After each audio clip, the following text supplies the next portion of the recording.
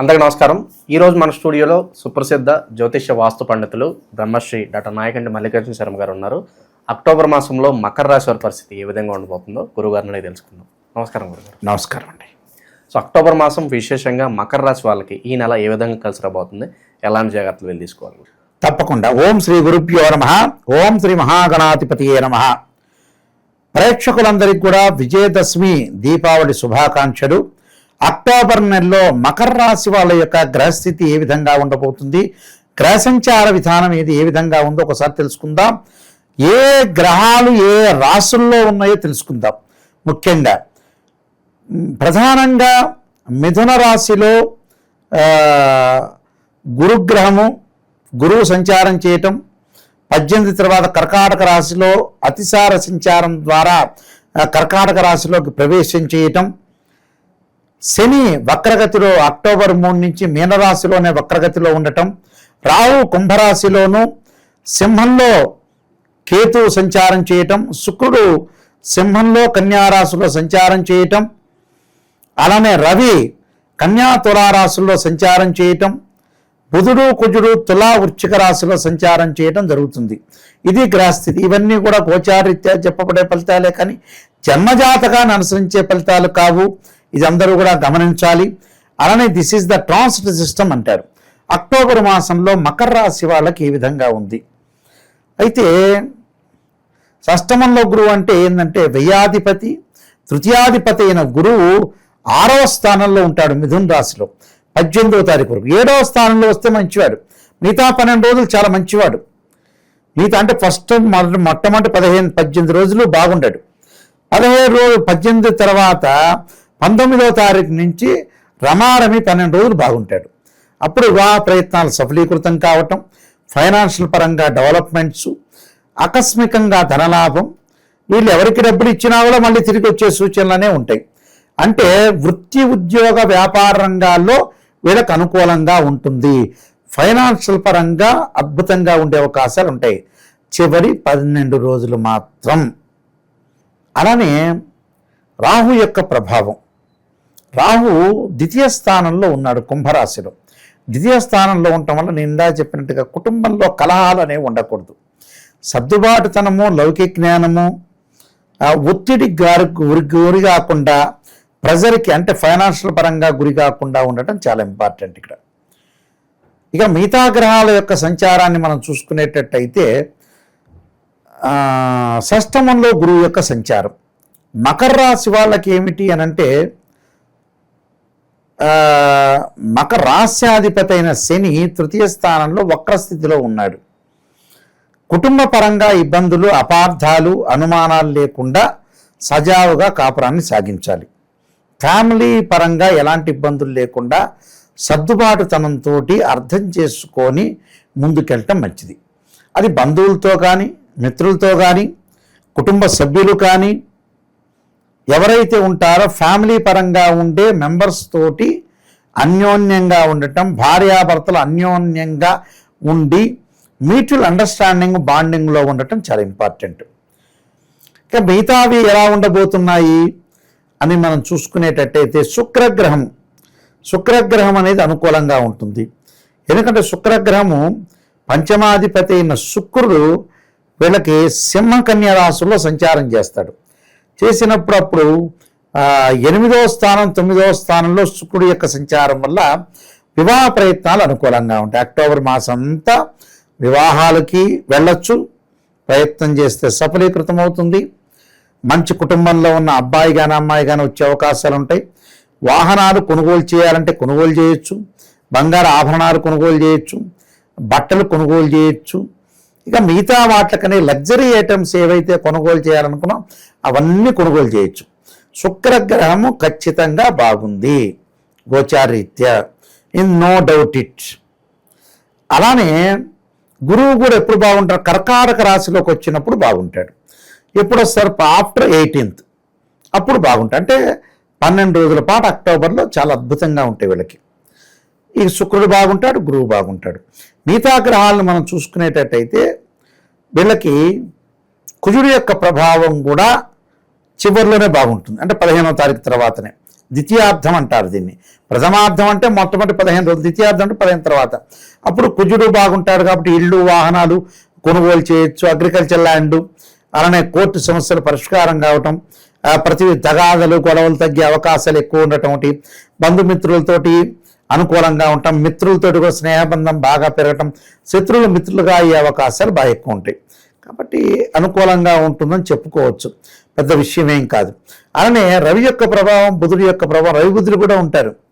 రవి బుధుల యొక్క ప్రభావం కూడా అనుకూలంగా ఉండి నిరుద్యోగులకు ఉద్యోగ అవకాశాలు బాగా ఎక్కువ వస్తాయి. నిరుద్యోగ ఉద్యోగ అవకాశాలే కాకుండా వాళ్ళు ఏదైతే ఎక్స్పెక్ట్ చేస్తున్నారో దానికంటే ఎక్కువగా మంచి జాబ్ వచ్చే అవకాశాలు ఎక్కువ ఉంటాయి. కాబట్టి మంచి జాబ్ వచ్చే అవకాశం బాగా ఎక్కువ ఉంటుంది. అనుకున్న ప్రయత్నాలన్నీ కూడా సఫలీకృతం అవుతాయి. అనుకున్న ప్రయత్నాలు సఫలీకృతం కావటం ఒకటి, ప్రతిదానిలో కూడా విజయం సాధించే అవకాశాలు, అనవసరమైన విషయాలకు ముందుకు వెళ్లకుండా ప్రతి పనిలో కూడా విజయం సాధించే అవకాశాలు ఉంటాయి. కాబట్టి టోటల్గా వాళ్ళకి అనుకూలంగా ఉండే అవకాశాలు ఎక్కువ ఉంటాయి. కేతు వల్ల కూడా తీర్థయాత్రలు, పుణ్యక్షేత్రాలు, నదీ స్థానాలు, సముద్ర స్థానాలు, పుణ్యక్షేత్రాలకి దర్శనం చేసుకునే అవకాశాలు ఎక్కువ ఉంటాయి. విద్యార్థులకు కూడా అక్టోబర్ 18 నుంచి బాగుంటుంది. 18 వరకు ఏంటంటే బాగల ఈ సంవత్సరం అక్టోబర్ 18 నుంచి కొన్నాళ్ళ వరకు బాగుంటుంది. వేరే వ్యాపకాల మీద తగ్గించుకొని చదువు మీద కాన్సన్ట్రేషన్ చేసే అవకాశాలు బాగా ఎక్కువ ఉంటాయి. విద్య అనేది చాలా ఇంపార్టెంట్ కాబట్టి విద్య ఎందు అనుకూలంగా ఉండే అవకాశాలు ఖచ్చితంగా ఉంటుంది. కాబట్టి సో మిగతా గ్రహాల యొక్క ప్రభావం వల్ల కూడా స్త్రీలు గతంలో ఏదైతే చదువును కానీ ఒక వ్యాపారాన్ని కానీ ఉద్యోగాన్ని కానీ వదిలేసిన వ్యక్తులు మళ్ళీ అలాంటివన్నీ కూడా ప్రారంభం చేయాలని, భర్తకి సపోర్ట్ ఉండాలి ఉద్దేశంతో ఇవన్నీ ప్రారంభం చేసే అవకాశాలు కూడా ఎక్కువగా ఉంటాయి. మంచి సుపరిణామం చెప్పుకోవచ్చు. ఇంటిలో గృహ ఉపకరణ వస్తువులు కొనుగోలు చేసే అవకాశాలు, ఇంటిని కన్స్ట్రక్షన్ చేసే అవకాశాలు కూడా ఉంటాయి. ఇల్లు మీద ఇల్లు కన్స్ట్రక్షన్ చేయటం, పొలాలు ఇల్లు కొనుగోలు చేయటం ఒకటి, అలానే కెమికల్ కంపెనీస్ పెట్టడం, స్మాల్ స్కేల్ ఇండస్ట్రీ రంగంలో దిగే అవకాశాలు కూడా బాగా ఎక్కువ ఉంటాయి. ఉద్యోగపరంగా కూడా అనుకూలంగా ఉంటాం. విదేశీ ప్రయత్నాలు కూడా కొంత ముందుకొచ్చే అవకాశం, సఫలీకృతం కావు కానీ బట్ ముందుకొచ్చే అవకాశాలు ఎక్కువ ఉంటాయి. అంటే టోటల్గా వీళ్ళకి మకర రాశి వాళ్ళకి మనం కష్టపడితే మంచి ఫలితాలు వచ్చే అవకాశం ఉంటుంది. కష్టపడిన దానికి కూడా లౌకిక జ్ఞానంతో కష్టపడాలి. ఏది మంచి చేస్తున్నాం, ఏది చెడు చేస్తున్నాం అని కూడా తెలుసుకోవాలి. చాలామంది కూడా ఏం చేస్తారంటే రాశి ఫలితాలు చెప్పినప్పుడు కొన్ని మంచి సలహాలు ఇచ్చినప్పుడు ఆ సలహాల బాటలో వెళ్ళాలండి. ఈ సలహాల బాటలో వెళ్లకుండా జ్ఞానం కలగదు. ఎక్కడ జ్ఞానం కలగదు?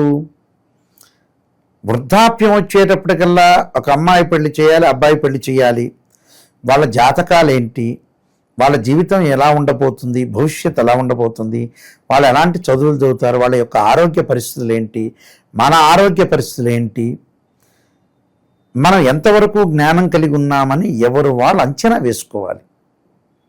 ఏది నమ్మాలో ఏది నమ్మకూడదో ఆలోచన సరళే ముఖ్యం. అలాంటి ఆలోచన సరళితోటి ముందుకు వెళ్ళి ఏది వెనక్కి చేయాలి, ఏది ముందు చేయాలి, ఎక్కడ వరకు మనకు మిస్టేక్ జరిగింది ఆ మిస్టేక్ను మనం సవరణ చేసుకుని ముందుకు వెళ్ళాలి. స్త్రీయ లోపం పెరుగుటే పెద్ద విద్య, లోపం ఎరిగిన వాడే పూర్ణుడవుతాడు. మన వాళ్ళకి ఏంటంటే ఒకడు బాగుపడుతున్నాడంటే ఓర్చలేడు. వాడి కష్టం వాడు పడుతున్నాడు, వాడు కష్టపడితేనే బాగుపడతాడు, కష్టం లేకపోతే బాగుపడ్డు కదా. మనమేం వాడికి ఏం డబ్బులు ఇవ్వట్లేదు కదా. వార్చలేనితనం, ఈర్ష్యాద్వేషాలతోటి రగిలిపోతున్నారు జనాలు, ప్రజలు. ఎవరి విషయంలో కూడా ముందు వెనక పనులు చేయలేకపోవటం. చాలామంది క్లయింట్స్లో కూడా వాళ్ళ యొక్క పెళ్ళిళ్ళు ఘనంగా ఫంక్షన్ హాల్లో బ్రహ్మాండం ఖర్చు పెట్టడం, మంచి ముహూర్తాన్ని చేయలేకపోవటం, మంచి బ్రాహ్మణ్ణి పెట్టుకోలేకపోవటం, మంచి సమయంలో జీలకర్ర బెల్లం పెట్టలేకపోవటం, ఇలాంటివన్నీ కూడా ఏది మంచో ఏది చెడో తెలియకపోతుంది ఇక్కడ. ఇలాంటి విషయాల్లో వెనకబడిపోయారని చెప్పుకోవచ్చు. నిజంగా ప్రజలు వెనకబడిపోయారే నిజం చెప్పాలంటే. లగ్జరీ ఐటమ్స్కి బాగా ఎక్కువ ఇస్తారు. చూశాను నేను చాలామందికి కూడా నా దగ్గరికి వచ్చే ఒక క్లయింట్ ఒక ఆమె ఉంది. వాళ్ళ అమ్మాయికి డైవర్స్ అవుతుందని నేను చెప్పా. డైవర్స్ అవుతుందని చెప్పిన తర్వాత దీనికి చాలా జాగ్రత్త ఉండమ్మా, ఈ అబ్బాయి సంబంధం వద్దు, మీరు రెమెడీస్ చేసుకొని కొన్ని రోజులు ఆగి అమ్మాయి సంబంధం చేయందంటే ఎవరో ఏదో వాళ్ళ చుట్టాల బంధువులు చెప్పారని చేసింది అమ్మాయి. చేసిన తర్వాత అమ్మాయి డైవర్స్ జరిగిపోయింది. ఇప్పటికి కూడా ఆమెకు బుద్ధి రాలేదంటే ఏం చెప్పాలి చెప్పండి? ఇప్పటికి కూడా అనుగుణంగా లేదు వాళ్ళకి. ఇప్పటికీ ఆమె తిరుగుతుంటుంది, లగ్జరీగా తిరుగుతుంటుంది. నిజమైతే నాకు ఒక కూతురు ఉన్నది, ఆ కూతురికి కాపరాన్ని నిలబెట్టాలి, వాళ్ళని డెవలప్మెంట్ చేయాలి, నేను తిరగటం ఏంది బస్సులో, విమానాల్లో, ట్రైన్లో అనేది ఆలోచన చేయదు. అంటే ఇక్కడ జ్ఞానం కలగట్ల. ఇంకో వ్యక్తికి ఏంది, అల్లుడికి వెళ్ళిపోతుంది అన్న కూతురికి పెళ్లి చేయని వాడు ఒకడున్నాడు. ఒకడి ఆస్తి బ్రహ్మాండంగా ఉంటే కొడుక్కి 35 ఏళ్ళు వస్తున్నాయని వివాహంలో మ్యారేజ్ బ్యూరోలో 10,000 అడుగుతున్నవాడు ఆపేసుకున్నాడు ఉన్నాడు ఇక్కడ. చూడండి, పిల్లగాడికి బాబుకు పెళ్లి కాకపోతే హైదరాబాద్లో ఎన్ని బిల్డింగ్లు ఉంటే లాభం ఏంది? ఇంకో పర్సన్ ఉన్నారు, పొద్దున్నే మొగుడు పెళ్ళాం ఇద్దరు విపరీతంగా వెళ్తుంటారు ఆఫీసులకి, సంతానం ఇష్టం లేదు వాళ్ళకి. సంతానం లేకపోతే డబ్బు ఎందుకండి? తీసుకెళ్ళి ఆ మూసీ నదిలో, కృష్ణానది, గోదావరిలో పడేయక. సంతానం కోసమే వీళ్ళు డబ్బులు సంపాదించేది ఏ మనిషి అయినా కూడా. లేకపోతే ఎందుకు ఆ శ్రీశైలంలో 3 లక్షలు ఇస్తే రూమ్ ఇస్తారు, శుభ్రంగా శ్రీశైలంలో ఉండొచ్చు. కాశీలో కానీ ఏదన్నా క్షేత్రంలో చక్కగా, రాజమండ్రిలో కూడా గోదావరి నదిలో ఒక రూమ్ కట్టమంటే కడతారు, అలా కట్టించుకొని అక్కడ ఉండొచ్చు. అలా ఏదో క్షేత్రంలో ఉండొచ్చు. సంతానం గురించే మనిషి పాకులాట అయ్యేది. వాళ్ళ జీవితాలు వాళ్ళు బాగుండాలి, వాళ్ళు బాగుంటేనే మంచిది. కొంతమందికి నెగిటివ్ చెబితే ఇష్టం ఉండదు, పాజిటివ్నే చెప్పాలి. ఎలాంటి పాజిటివ్? అయ్యా మా అబ్బాయి రేవంత్ రెడ్డి గారి తర్వాత ముఖ్యమంత్రి అవుతాడని చెప్పాలి. మన రేవంత్ రెడ్డి గారు ఏమనుకోరలే మా ఆయన చెబితే. అయితే అలాంటి ఆలోచనలు చేస్తారు. అలాంటి ఆలోచన చేయకూడదు. నెగిటివ్ అయినా పాజిటివ్ అయినా తెలుసుకొని ముందుకెళ్తే లైఫ్ అనేది టర్నింగ్ తిరిగే అవకాశాలు ఖచ్చితంగా ఉంటాయి, గ్యారంటీగా ఉంటాయి, 100% షూర్. అది వివేకం ముఖ్యం ఇక్కడ. గ్రహబలం ముఖ్యమా, వివేకం ముఖ్యమా? అంటే వివేకం 50% వివేకం కావాలి, గ్రహబలం 50% కావాలి. ఆ రెండింటినీ కూడా జాగ్రత్త చూసుకొని ముందుకెళ్తే లైఫ్ సెటిల్మెంట్ అయినట్టు. కొన్ని పరిహారాలు చేసుకొని ముందుకెళ్తే డెవలప్మెంట్ అవుతారు. విశేషంగా ఎలాంటి పరిహారాలు బాగా కలిసి వస్తాయి అంటారు గురుగారు వీళ్ళకి? ఈ రాశి వాళ్ళు ముఖ్యంగా దేవానాంచ ఋషీనాంచ గురుకాంచన సన్నిభం బుద్ధిమతంత్ర లోకేశం తమ నమామి బృహస్పతి అనే మంత్రాన్ని గురువారం చేయటం. అలానే నువ్వులు, నల్లని వస్త్రము, నల్లని చెప్పులు, నల్లని మేకు, నల్లని గొడుగు దానం చెయ్యాలి శనివారం రోజున. దానం చేయటమే కాకుండా ద్రాక్షారసంతో శనికి అభిషేకం చేయించడం మంచిది. అలానే ఎలాంటి ఆరోగ్యపరంగా ఇబ్బందులు కలగకుండా శివుడికి నువ్వుల నూనెతో అభిషేకం చేస్తే ఆయుర్వృద్ధి కలుగుతుంది శాస్త్రం. ఇలాంటి రెమెడీస్ చేసుకుంటే తప్పకుండా మంచి జరిగే అవకాశం గ్యారెంటీగా ఉంటుంది. చాలా బాగా వివరించారు. ధన్యవాదాలు గురుగారు. నమస్కారం.